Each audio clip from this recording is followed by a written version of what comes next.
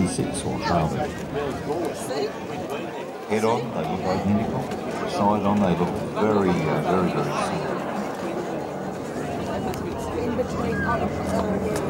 These guys fly together all the time as part of all intention.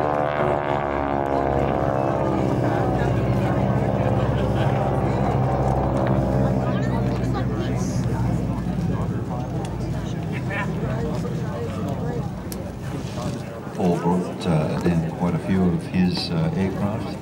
Part of a flying circus, I suppose you'd call it, that has been going all over.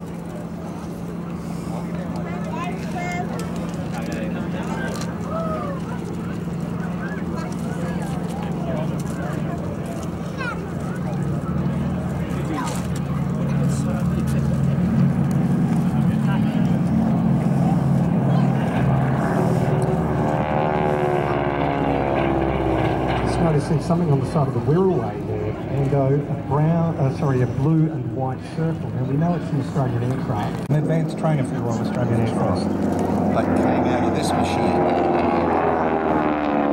Now this North American aviation, quite rightly so, have said never to build a bad aircraft. They actually started off in the late 20s, not building aeroplanes at all, but they were a holding company for US Airlines.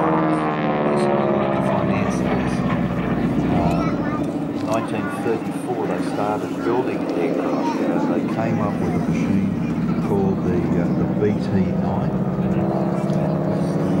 Success. They produced another aeroplane which they gave the company designated to the NA-16. It was eventually ordered by the US Army Air Corps as a basic combat training aircraft. It was fitted with one forward firing machine gun. Had the 600 horsepower Pratt & Whitney engine in it. But some of the early NA-16s, they could be fitted with smaller engines as well, and you could have them as a fixed undercarriage.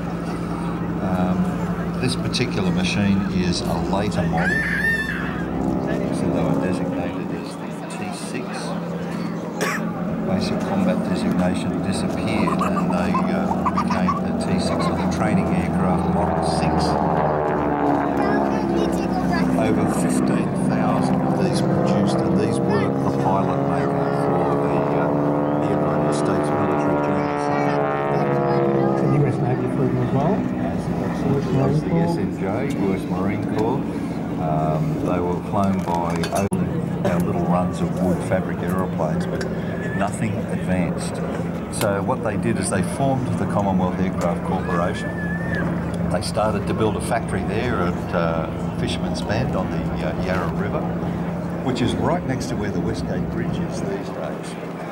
They sent a team overseas, and they went to Britain, and the Brits decided to offer basically obsolete types, except for the Westland Lysander, which was a very specific use aeroplane.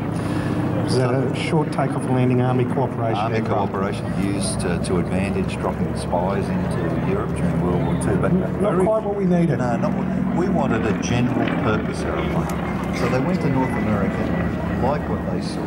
Lawrence Wackett, who led the delegation, very astute, and he came back and said, "This is the aeroplane we needed." And the politicians were horrified that we weren't buying British, buying from the Empire. Fortunately, he had his way, and we picked up the license to produce that NA-16 and variants, which became very important later on.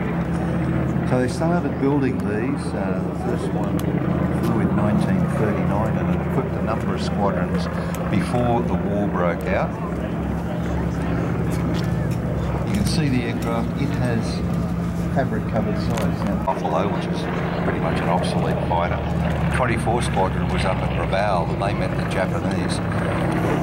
In one heroic action. Absolutely. I think there were 8 of these Wirraways opposed 100 plus Japanese fighters and bombers.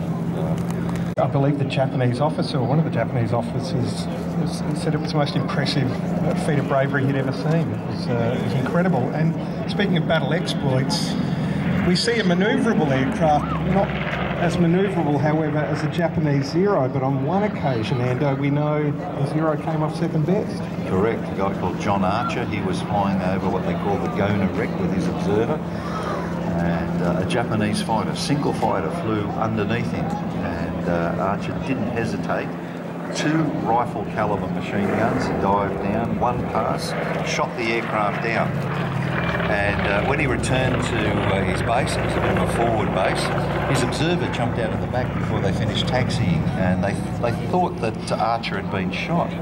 But when they found out what happened, they sent this famous signal back, and a lot of people have heard me say this before.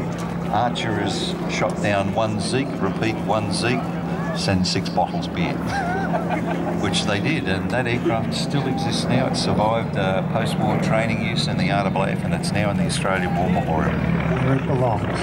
This aircraft is painted up as one of the 4 squadron machines that operated up in New Guinea. And of course 5 Squadron also operated Wirraways, and they flew in the Solomon Islands. They were